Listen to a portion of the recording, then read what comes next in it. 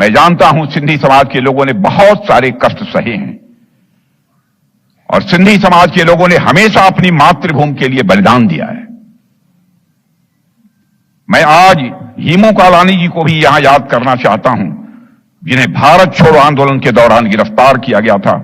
उन्हें मौत की सजा सुनाई गई थी।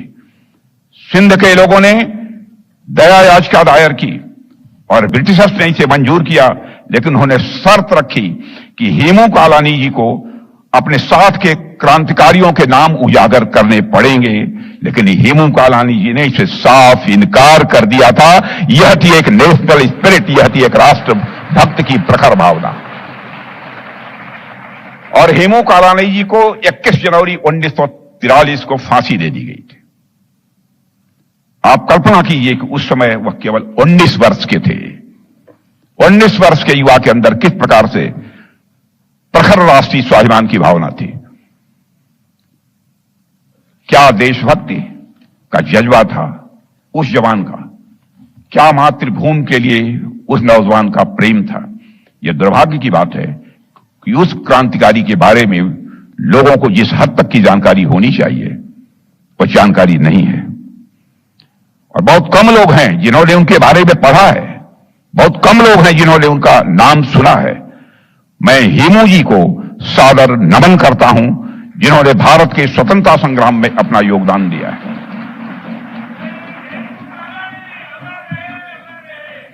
साथियों, वर्ष 1947 में जब भारत स्वतंत्रता का उत्सव मना रहा था, तब विभाजन की त्रासदी की वजह से बहुत बड़ी जनहानि हुई थी और लाखों लोगों को अपने घरों से विस्थापित होना पड़ा था।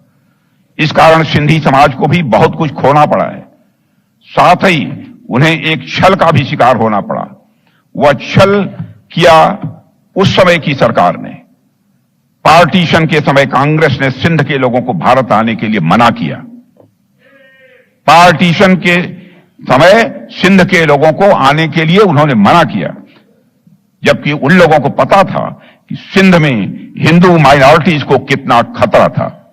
भारत के विभाजन की घोषणा के तुरंत बाद अखिल भारतीय कांग्रेस समिति ने 14 जून को दिल्ली में एक बैठक बुलाई और उस बैठक में सिंध, पंजाब और बंगाल के हिंदुओं और सिखों ने विभाजन के विचार का विरोध किया था। उन्होंने इस बैठक में विभाजन के खिलाफ मतदान भी किया था और यह भी मांग की थी कि उसकी सुरक्षा के लिए प्राविधान किए जाएं। हालांकि कांग्रेस के उच्च नेतृत्व ने उनकी मांगों को अनदेखा कर दिया था उस समय।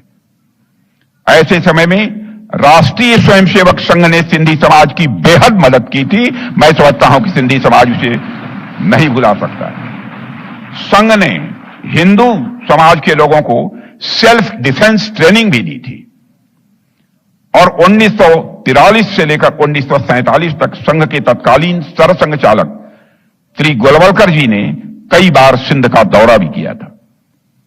वे सिंध के सभी प्रमुख शहरों में गए थे और वहां के प्रमुख हिंदू और सिंधी नेताओं, व्यापारियों, वकीलों और शिक्षाविदों से मिले।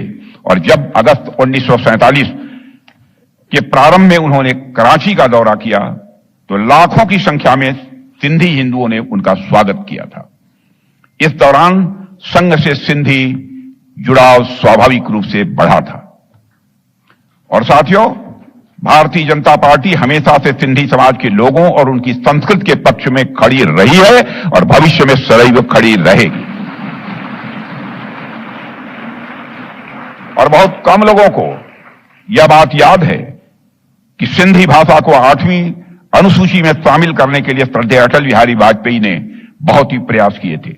और वर्ष 1957 में जब अटल बिहारी वाजपेयी पहली बार लोकसभा के सदस्य चुने गए थे तो उन्होंने एक गैर सरकारी विधेयक भी संसद में पेश किया था, जिसमें उन्होंने सिंधी भाषा को संविधान की 8वीं अनुसूची में शामिल करने की मांग की थी।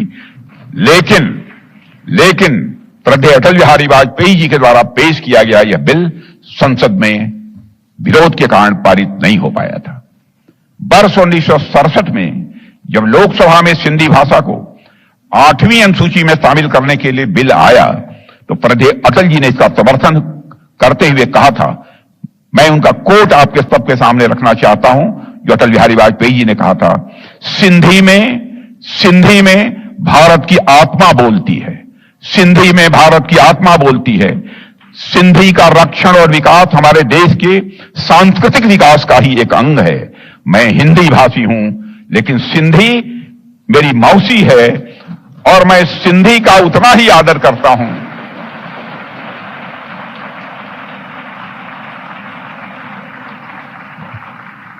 और मैं सिंधी का उतना ही आदर करता हूं जितना कि मैं हिंदी का आदर करता हूं।